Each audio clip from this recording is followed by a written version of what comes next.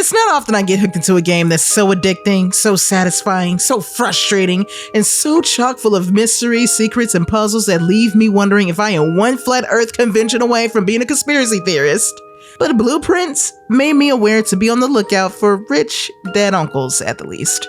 Blueprints is not just one of the best indie games I've played this year, it's one of the best I've played overall, while also being one of the most infuriating games I've had the chance to play this year. Making its debut at PlayStation's State of Play around the beginning of 2025, the premise of a young kid exploring a giant mansion for a secret door in order to inherit his uncle's fortune intrigued me. It was another story once I actually got my hands on the game. As you search for clues to enter the coveted Room 46 as instructed by your uncle, finding your inheritance is merely the surface of the plot of Blueprints. Underneath this surface, this game is built upon deception.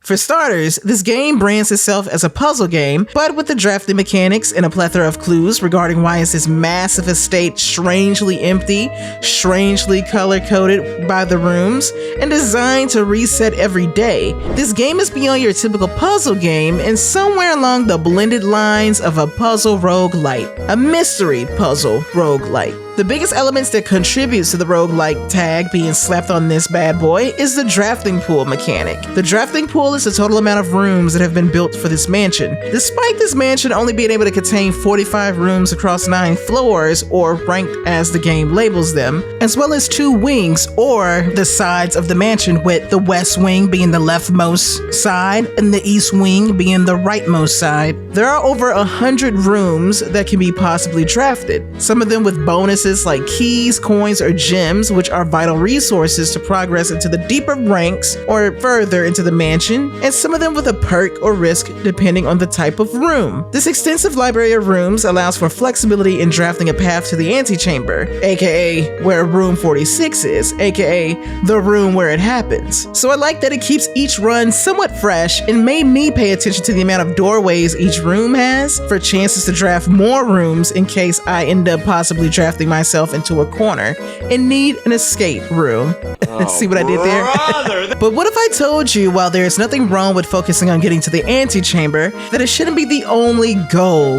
Granted, reaching Room 46 technically counts as completing the main goal of the game. However, completing the objective can feel shallow without knowing the significance of this Room 46. What is it about this special room that gives it the utmost importance to unlock? There is lore about the mansion, about Uncle Herbert, and other important people, as well as the area this eccentric mansion resides in, spread it throughout the mansion. You might even need to know who these people are if you want to solve certain puzzles. In order to find that out, it's best to take the game as it is, one door at a time. It's best to have some keys or a key card on hand if you want to unlock some doors as you get deeper into the house. Once you do, a lineup of 3 rooms, usually determined by RNG, appears before you. So draft as many new rooms as you can and then explore those rooms.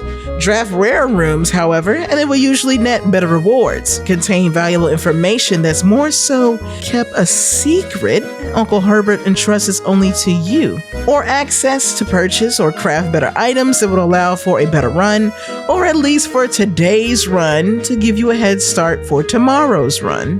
This game was not joking at all about advising players to use a notebook of some kind to keep track of their journey, because Blueprints is full to the brim with puzzles. My 5 pages of phone notes dedicated to Blueprints says hi. There are a multitude of puzzles, like self-contained puzzles, such as the parlor and billiards room, and most of them pieces of a larger puzzle that require multiple rooms or prerequisites like drafting specific rooms, with a few even being time specific or finding specific key items, which you don't get to keep after doing a run, by the way, so you'd have to find the key item again. Yay! After hours of solving puzzle after puzzle, the triumphant feeling eventually begins morphing into scratching a task off your checklist.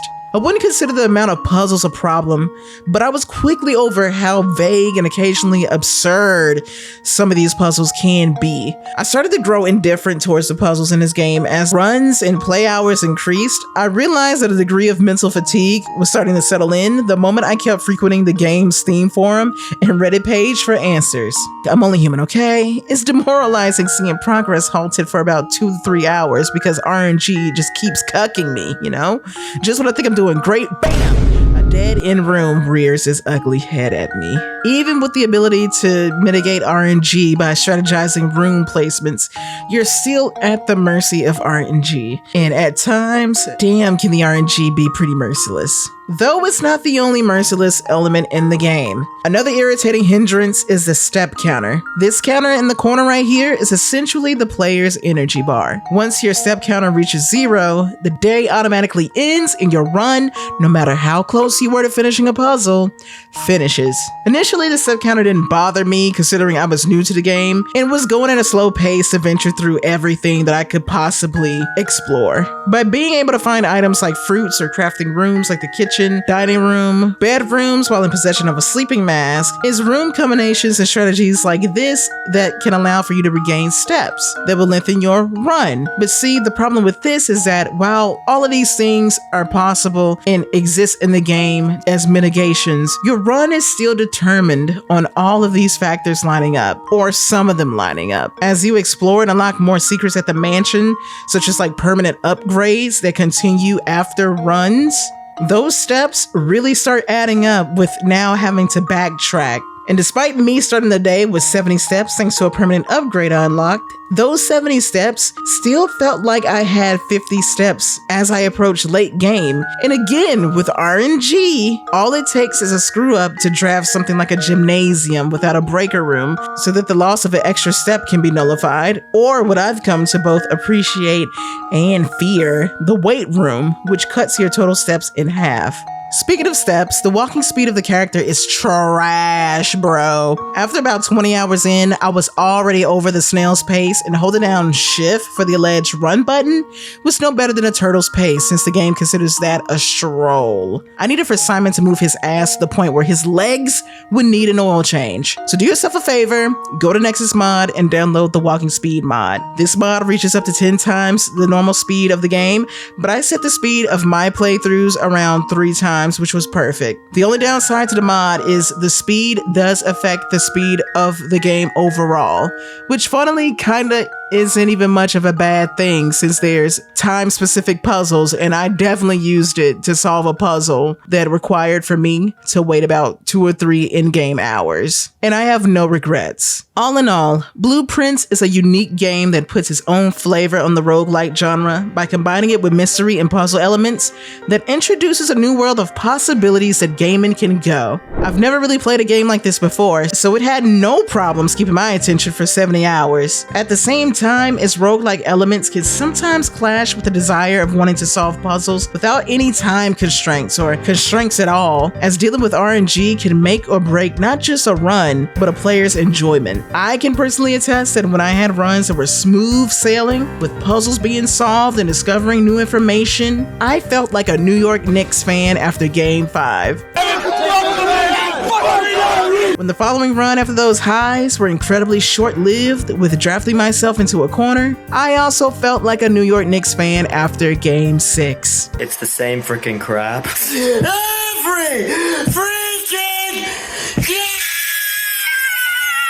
However, it's the nature of the beast when it comes to roguelites. At least with Blueprints, you can still take your time, the game doesn't rush you at all, and the overall importance is solving the puzzles rather than getting to room 46 as fast as you can. Because even when you do reach room 46, there is still a multitude of post-game content that is available, which means there is a multitude of more secrets when it comes to the game's story and lore that you have yet to discover. On top of different game modes that you could consider quote-unquote difficulty modes that make your runs fresh, challenging, and unique from the 6 gabillion normal runs that you've done for this game for hours. So if Blueprint sounds right up your alley, then don't be afraid of the challenge. Take that step of faith. Thanks for watching.